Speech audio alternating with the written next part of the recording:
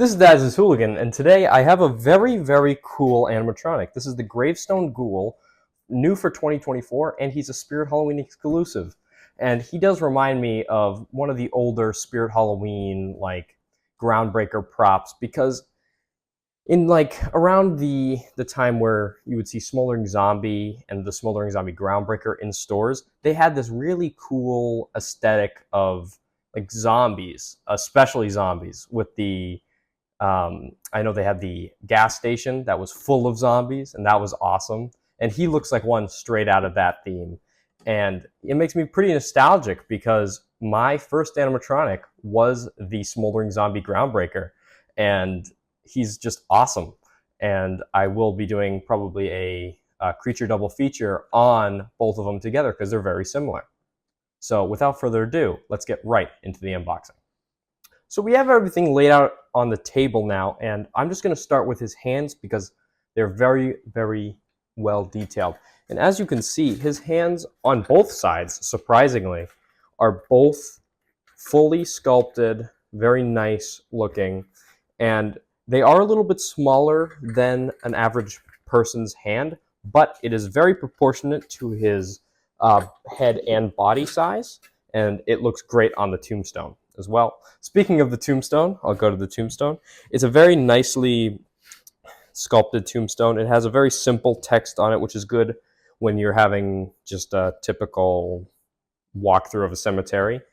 And now here's his head, and it's a really nicely sculpted head. I don't think there is any other that look like this. Sure, there are ones that look similar, but this exact sculpt, there is not another one. And the hair looks really good on his head, and it really has a lot of movement when the spring's going. The spring is it feels very heavy duty, and you don't feel like it's going to snap or anything. And it really rocks the head nicely when he's spinning around. And then his mouth is not on, it's not set, so it can kind of move around as he's spinning.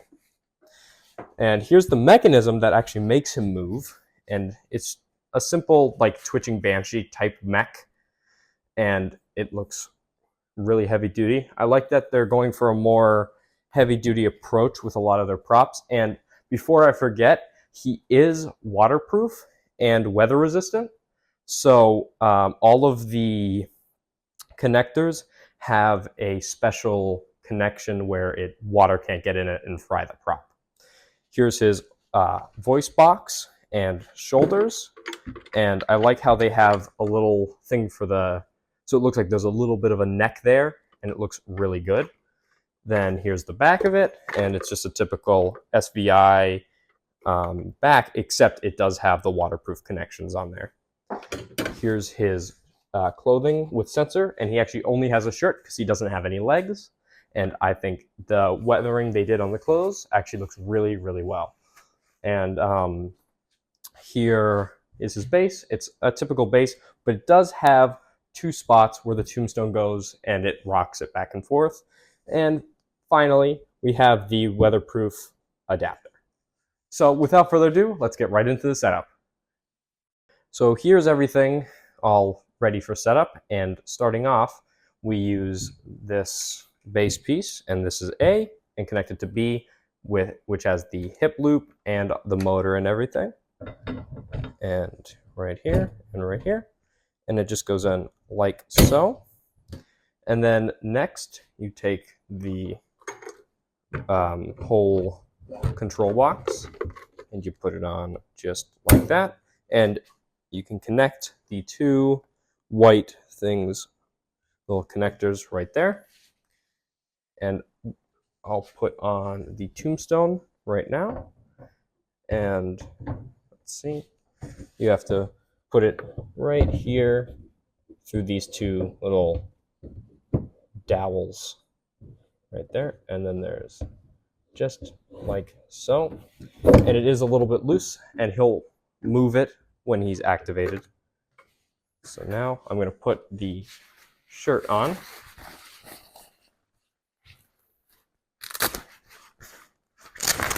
You just want to undo the Velcro so it's a little bit easier to get everything on once you have it over the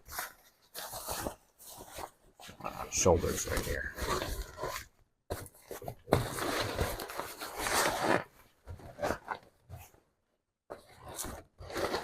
And it might get caught on the arm pieces right here, but you can just kind of move it around. And it is made out of a very nice waterproof material. It feels like it will stand in the not too heavy of a storm, but it will hold definitely very well. You just have to worry about the wind with this guy. So I suggest if you do have him outside to maybe put some weights on him, just in case, or stakes, just in case you do have him out for a while. Here's his head on right now, and then I will put his two arms through the shirt first, and then I'll put the I'll just hook them up to the shoulder pieces right after that. And they just kind of very easily actually slip through the little pieces right here. And sometimes, as it just happened, the foam will just kind of shoot off because there's nothing really stopping that from happening. And you just want to push the one that's like that and then just take it out again. And the only thing I do wish this guy had was like little stoppers that would stop the foam from doing that, because it can get a little difficult, as you just saw, to keep them from flying out. So you really want to be careful when you put those in. And I will do one of them on camera and then one off camera, so you can see how it goes. You just have to be careful on how you do it, as you just saw previously. Let's see.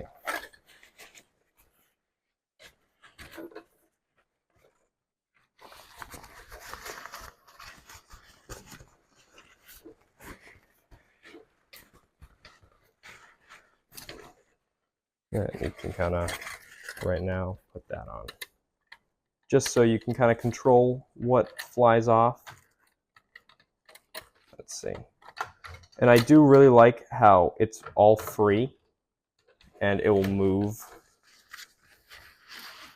because it just adds so much secondary motion, and you don't need a motor for every single little piece. Just like that. And then his hand, there's a little hole right there, and you just want to put it right there. And it is free, so he'll move everything. And then this just goes right over his shoulder. And then you have the other arm, which I will do off camera, and I'll come back right after that's done. So I have him all set up on the table, and I kind of messed around with his clothing and made him look real nice. And as I said in some of my other videos, you always want to make him look as more fleshed out as possible, just because it adds to the realism of the animatronic. Like, for example, you could have a $10,000 animatronic from Distortions or something, and if you don't make it look all nice in the setting or with the clothing, it's going to look much less realistic than it does if you have it all nice like this guy. And there's some really cool details about this whole animatronic here. As he moves, he'll rock his tombstone, and his hands will go up and down.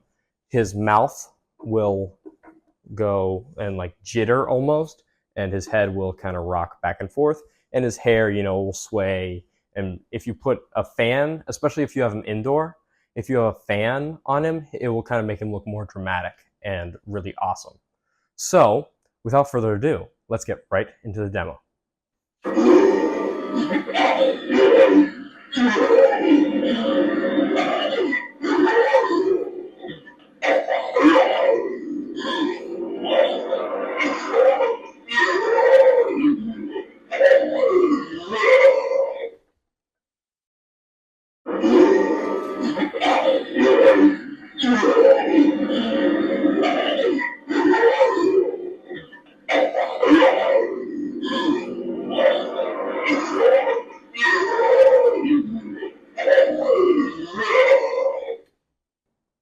So he has an awesome amount of movement in his head, his mouth, everything like that, as you saw in the demo.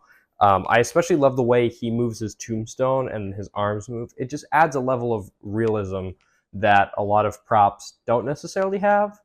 And he's also waterproof, as I said earlier, and that just adds a whole other factor because him and Max Straw, both from this year, are their first waterproof or fully waterproof animatronics. And I love that they're going in this direction just because you have a yard display or you have parts of your haunt that are outdoors, and from experience that I have had, you need to take in all of the animatronics back and forth, especially if you're doing them on multiple days. And I know a lot of the people that have yard displays are doing that. So having it fully waterproof is a really, really good detail. He does stand 3 feet tall. He has the same audio as two other animatronics that are like kind of similar. There's this like zombie like slash skeleton because he's very skeletal, but he's still considered a zombie. So, and those two animatronics are the Twitching Corpse and the Crouching Bones animatronics, and they are also very cool. They do look a little similar to him, but they all have their own sculpts. This was Daz's Hooligan. I really hope you enjoyed this video. I really like this guy. He has great movement, great audio, and the fact that he's weatherproof just makes it awesome. And I really hope you guys enjoyed the setup, the demo, and my review on this guy. I know he does have some mixed opinions, but personally, I really do love him. He goes great in any cemetery, and if you did enjoy this video, please like. If you already haven't, please subscribe and leave a comment. Tell me your likes, dislikes, any and all that kind of stuff in the comments because I love hearing from you guys. And I like to know input on what other people think about certain props because, you know, you may have an opinion on something, but someone else might come in and give you a whole new like view on a prop or animatronic or really anything. And I'll see you in the next video. Thank you very much for watching.